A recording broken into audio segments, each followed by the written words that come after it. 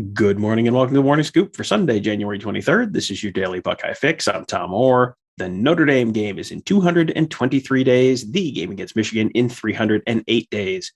With the NFL draft deadline now close to a week in the past, the focus of the Ohio State football program has shifted to replacing the guys that they lost.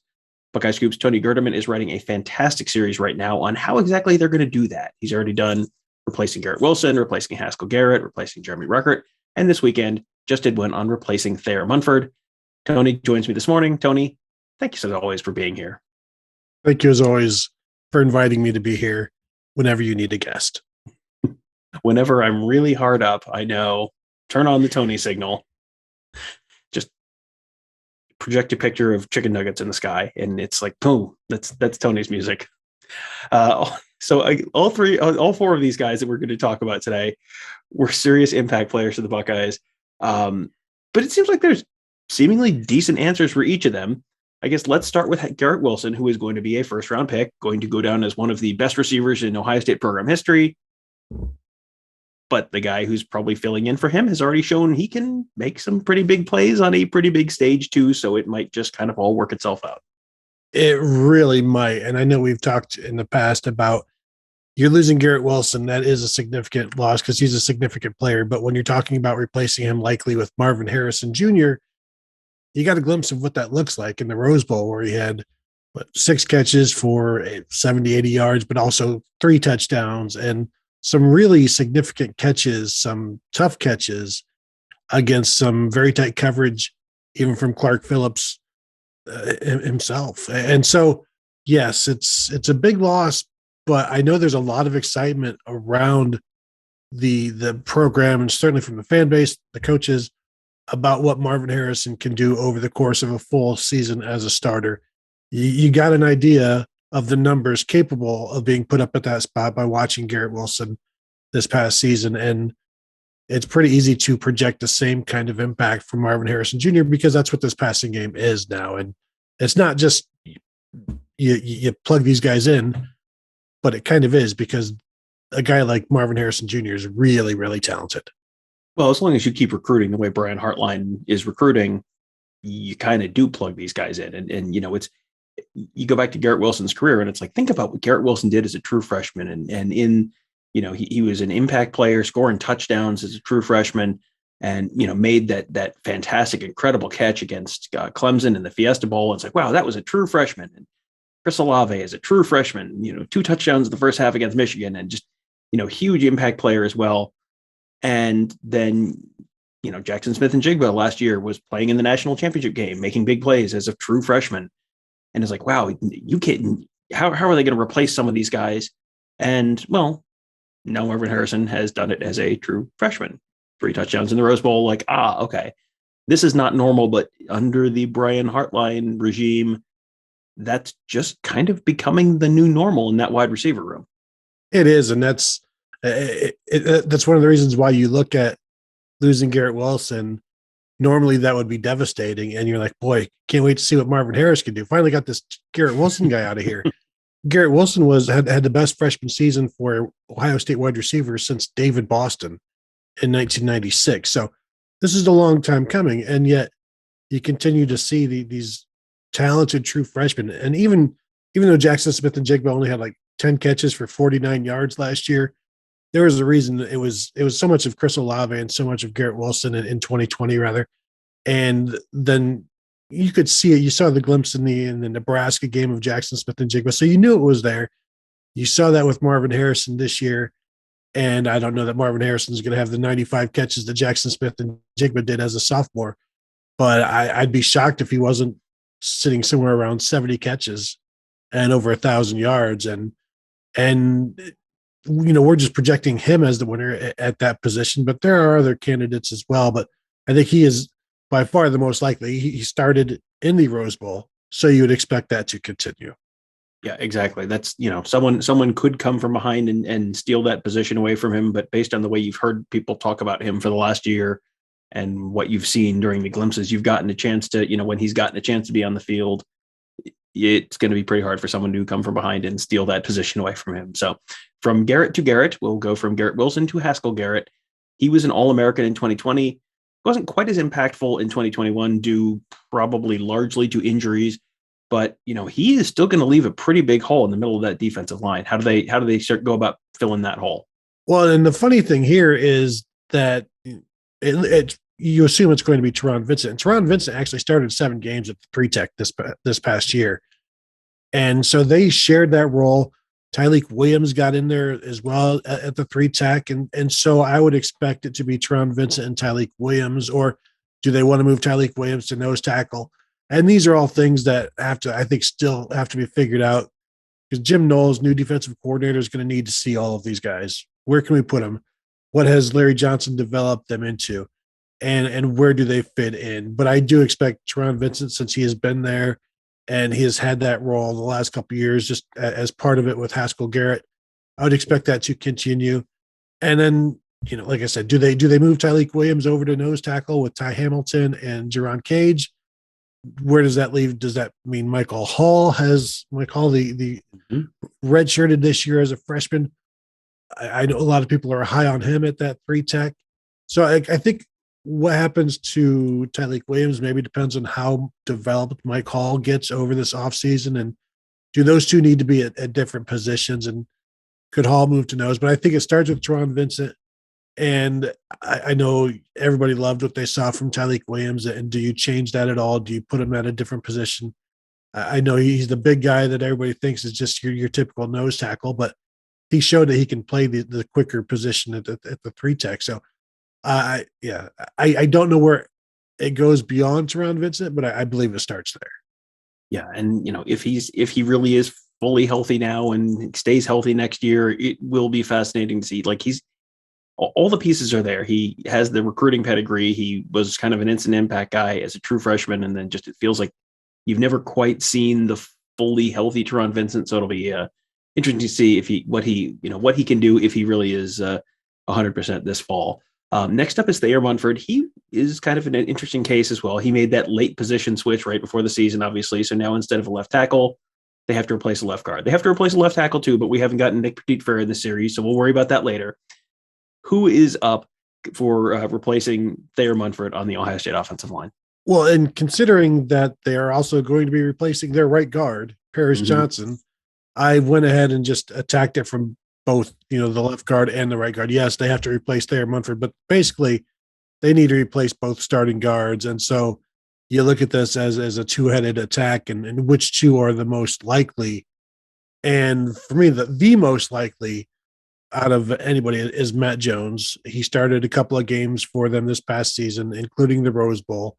He was 6th on the team among the offensive linemen in snaps. I mean, there were so many games, maybe half of the games or more this year, where he played over 30 snaps in a game, which is not normal for a guy who comes off the bench.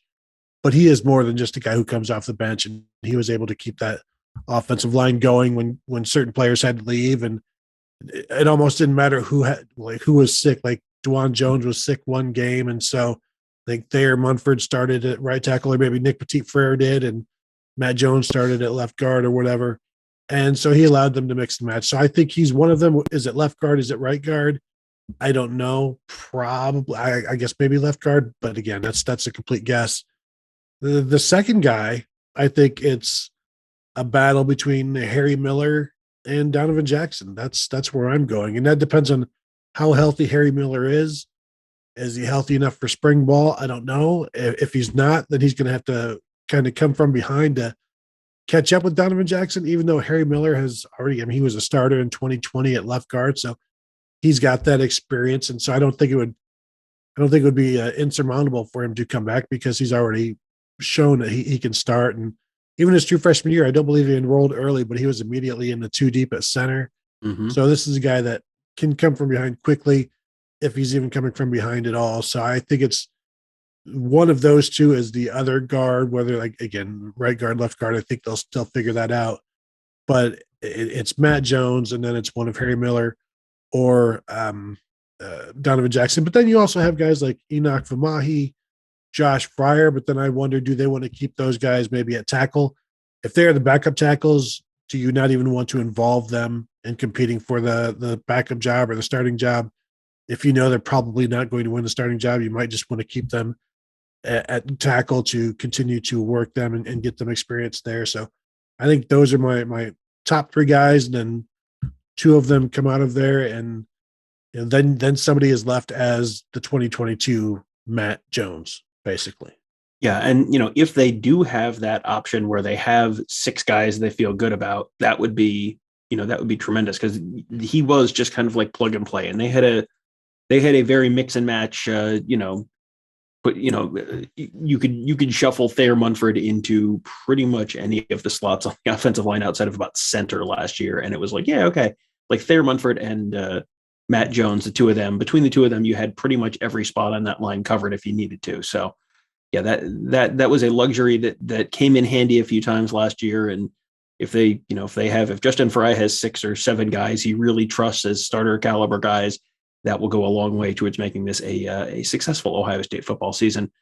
Something else that could make this a successful Ohio State football season, if they could figure out how to replace Jeremy Ruckert. As we all know, Tony, 2022 is the year of the tight end. I saw people getting a little upset with you on Twitter about that and calling you an idiot. And it's like, hey, I'll handle calling Tony an idiot. You don't. That's not your job. That's my job. But he was one of the better receiving tight ends in Ohio State history. That never really added up to huge numbers because, of course, until now, it has not been the year of the tight end. So how do they replace Jeremy Ruckert this fall? That's a really good question. And part of it was helped out by the return of Mitch Rossi, who announced that he will be back once again for the Buckeyes, but that's not really Jeremy Ruckert's role. But I think it frees up other players to then continue to try and assume Jeremy Ruckert's role rather than worrying about being that second blocker or, that fullback type that Mitch Rossi is. I think Cade Stover is staying on defense. So that makes things even more questionable. So that leaves you with Joe Royer, G. Scott, and Sam Hart really as your tight end, typical tight ends. And then Bennett Christian, the true freshman, is I believe he's already enrolled. And he's tight end size. He's like 6'6", 240 pounds. He's not one of these developmental guys necessarily like Royer, Hart, even Jeremy Ruckert, who they've all played, like receiver or whatever. Bennett Christian looks like a tight end. So I'm expecting, and we know they went and they tried to go to the portal for the Oklahoma kid. I wouldn't be surprised if they continue to look at the portal, and that may not be something that is settled until after spring when somebody else hits and they're still searching. And, if they go through spring and still see we need, we better go get a tight end out of the portal, that wouldn't be great. I think it'd be much better if they go through spring and they feel like, we're good where we are. We're good with the 5 guys that we've got. We don't need to go get somebody to start, because it feels like that's what they would be going to get, a starter. And if they don't go to the portal, so then you're looking at Joe Royer, who we know heard good words about during bowl practice, how much he had stepped up, but he didn't step up enough to actually play on offense in the bowl game. Like we heard he did really well, but they still didn't play him on offense. And G. Scott continues to develop. Can those two guys exist together along with how far back is Sam Hart? He redshirted this past season, didn't see the field. So I'm thinking he's a little ways behind them. So I'm thinking it's Royer, it's G. Scott. Probably Royer gets, is like Alex Gleitman and I was on his show, and we try to project every single starter for the Notre Dame game. Tom, I know you've avoided doing that, and we've tried to just touch on that with the Buckeye Weekly, and it's just like, it's too early. Yeah. And Alex is like, don't care. We're doing it. So I went Joe Royer, but again, there's still plenty of time for G. Scott. I think Bennett Christian could be one of those guys who makes an impact just because of how physically ready he is. Yeah, Bennett Christian is one of those guys who you hear the recruiting guys talk about him as, don't expect him to be someone who needs a year or two to develop. He could be a early, not necessarily immediate impact guy, but at least an early impact guy in his career at Ohio State. So between him, having Mitch Rossi back, I think is enormous, because that solves the second tight end spot. Okay, cross that off the list of concerns. So now you just need to solve the one tight end spot, sort of the receiving piece of the tight end. position, and between Royer and G. Scott and Christian and Hart, it's like you should be able to go 1 for 4 there based on where those guys, came into the program and the fact that a lot of them have been here for a year or two already. It seems like you should be able to find at least one guy out of that group to solve that spot. Whoever it is, someone should be able to step in for Jeremy Ruckert. And if not, well, they could go 4 wide. They have 4 good wide receivers at least, maybe more. So that's also a possibility as well. So as Tony mentioned, he was on Alex Gleitman's Around the Oval podcast this week. Make sure you check that show out. That was I listened. I like to keep tabs on what you're saying when I'm not around, so I did listen.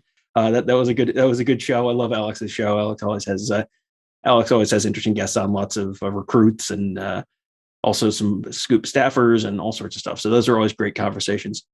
So make sure you check out the Around the Oval podcast wherever you get the morning scoop. You can also find the Buckeye Weekly podcast there that Tony and I do, the Big Me Kickoff podcast that Kevin Noon does, the Gives in the Bank podcast that Mark Givler and Bill Green do. You can find them all. Just search Buckeye Scoop wherever you're finding this podcast. Search Buckeye Scoop. You can find them all there. Subscribe, and you can leave us a 5-star rating and review as well, which helps other folks find those shows.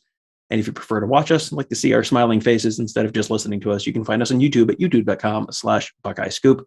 Hit that bell, subscribe to that channel, and then you get notified every time we post a new show, every time we post a new interview with a player or coach, new camp video, whatever. It's all there at youtube.com/Buckeye Scoop. That'll do it for today. Thank you guys all for joining us. Have a great day. We'll talk to you tomorrow.